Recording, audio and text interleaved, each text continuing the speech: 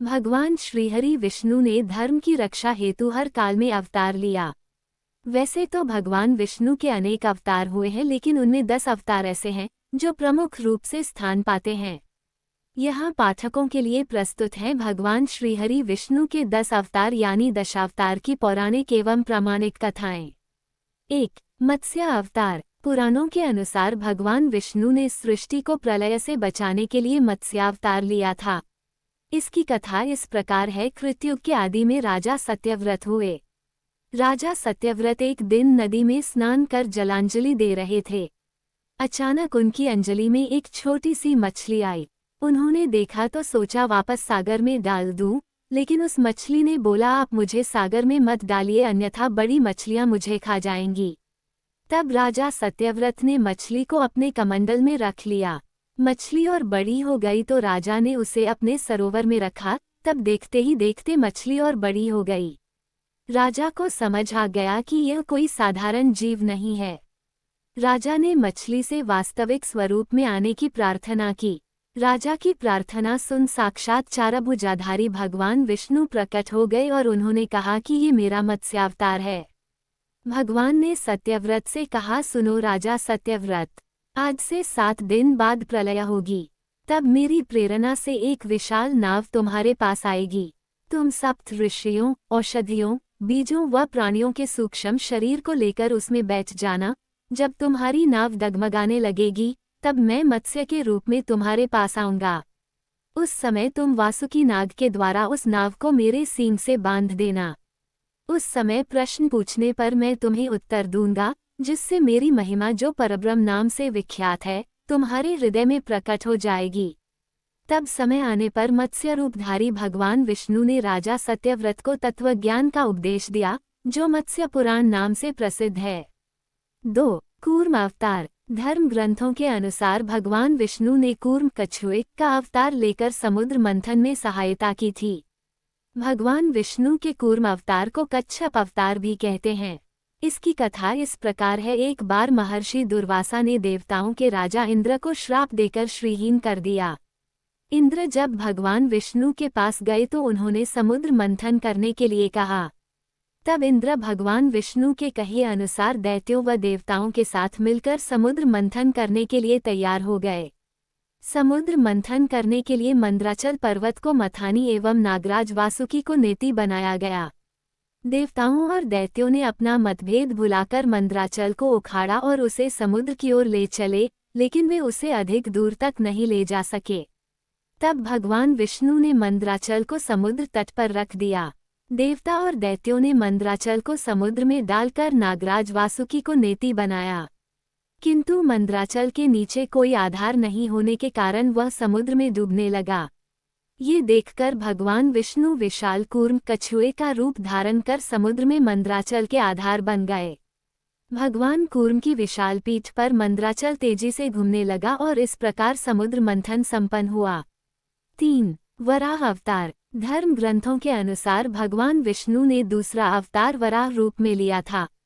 वराह अवतार से जुड़ी कथा इस प्रकार है। पुरातन समय में दैत्य हिरण्याक्ष ने जब पृथ्वी को ले जाकर समुद्र में छिपा दिया, तब ब्रह्मा की नाक से भगवान विष्णु वराह रूप में प्रकट हुए। भगवान विष्णु के इस रूप को देखकर सभी देवताओं व ऋषि मुनियों ने उनकी स्तुति की। सबके आग्रह पर भगवान वराह ने पृथ्वी को ढूंढना प्रारंभ किया। अपनी थूथनी की सहायता से उन्होंने पृथ्वी का पता लगा लिया और समुद्र के अंदर जाकर अपने दांतों पर रखकर वे पृथ्वी को बाहर ले आए। जब हिरण्याक्ष दैत्य ने ये देखा तो उसने भगवान विष्णु के वराह रूप को युद्ध के लिए ललकारा। दोनों में भीषण युद्ध हुआ। अंत में भगवान वराह ने हिरण्याक्ष का वध कर दिया। इसके बाद भगवान वराह ने अपने खुरों से जल को स्तंभित कर उस पर पृथ्वी को स्थापित कर दिया। 4. भगवान नरसिंह। भगवान विष्णु ने नरसिंह अवतार लेकर दैत्यों के राजा हिरण्यकशिपु का वध किया था। इस अवतार की कथा इस प्रकार है। धर्म ग्रंथों के अनुसार दैत्यों का राजा हिरण्यकशिपु स्वयं को भगवान से भी अधिक बलवान मानता था। उसे मनुष्य, देवता, पक्षी, पशु, न दिन में, न रात में, न धरती पर, न आकाश में, न अस्त्र से, न शस्त्र से मरने का वरदान प्राप्त था। उसके राज में जो भी भगवान विष्णु की पूजा करता था उसको दंड दिया जाता था। उसके पुत्र का नाम प्रहलाद था। प्रहलाद बचपन से ही भगवान विष्णु का परम भक्त था। ये बात जब हिरण्यकशिपु का पता चली तो वह बहुत क्रोधित हुआ और प्रहलाद को समझाने का प्रयास किया, लेकिन फिर भी जब प्रहलाद नहीं माना तो हिरण्यकशिपु ने उसे मृत्युदंड दे दिया।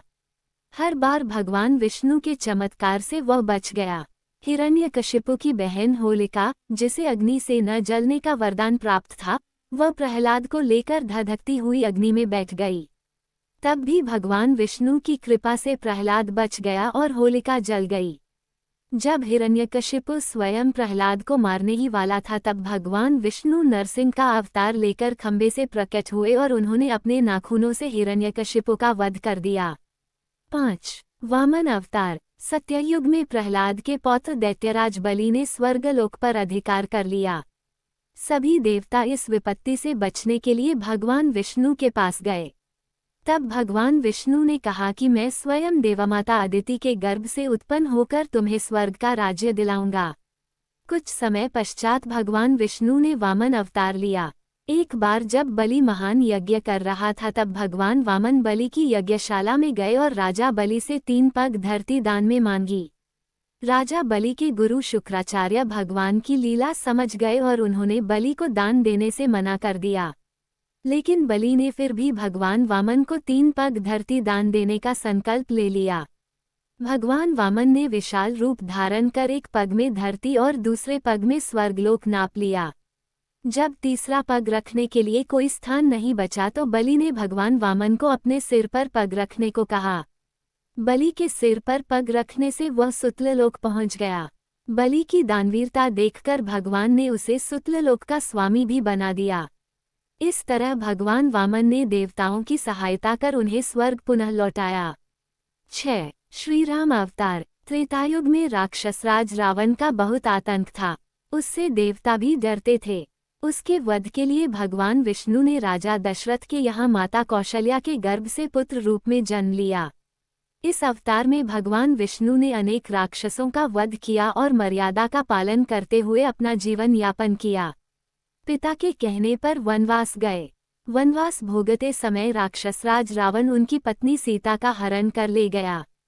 सीता की खोज में भगवान लंका पहुंचे। वहां भगवान श्रीराम और रावण का घोर युद्ध है जिसमें रावण मारा गया।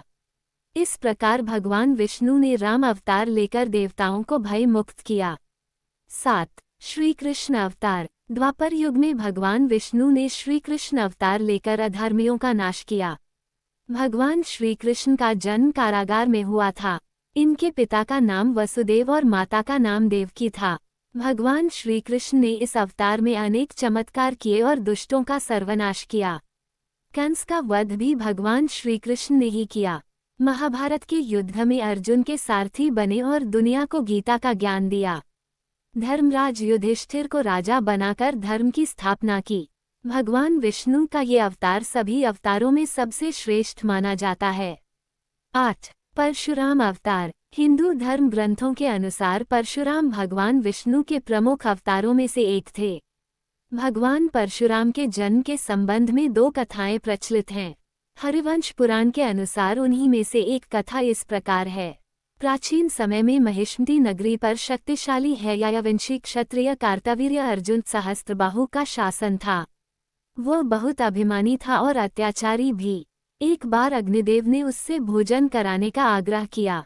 तब सहस्त्रबाहु ने घमंड में आकर कहा कि आप जहां से चाहें भोजन प्राप्त कर सकते हैं, सभी और मेरा ही राज है। तब अग्निदेव ने वनों को जलाना शुरू किया। एक वन में ऋषि आपव तपस्या कर रहे थे। अग्नि ने उनके आश्रम को भी जला डाला।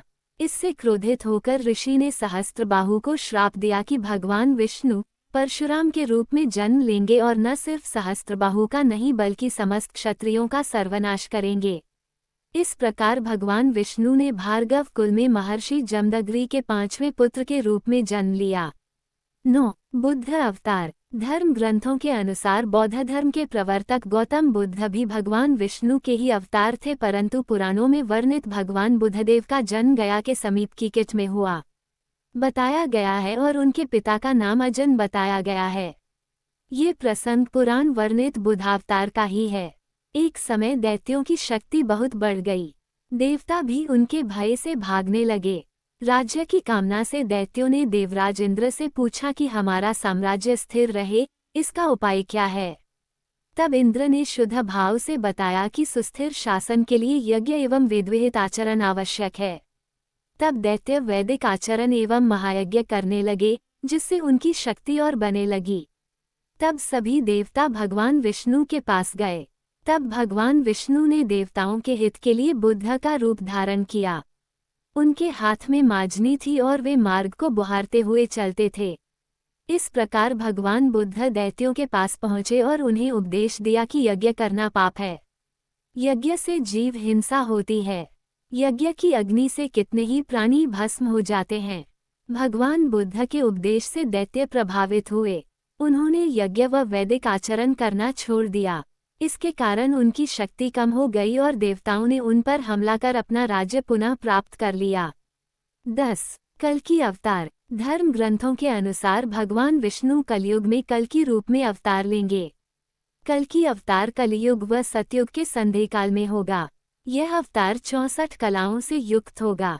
पुराणों के अनुसार उत्तर प्रदेश के मुरादाबाद जिले के शंभल नामक स्थान पर विष्णुएशा नामक तपस्वी ब्राह्मण के घर भगवान कल्कि पुत्र रूप में जन्म लेंगे। कल्कि देवदत्त नामक घोड़े पर सवार होकर संसार से पापियों का विनाश करेंगे और धर्म की पुनः स्थापना करेंगे, तभी सतयुग का प्रारंभ होगा। उम्मीद है कि आपको ये जानकारी पसंद आई होगी। अगर आपको वीडियो अच्छी लगी हो तो वीडियो को लाइक करें और चैनल को सब्सक्राइब करना ना भूलें।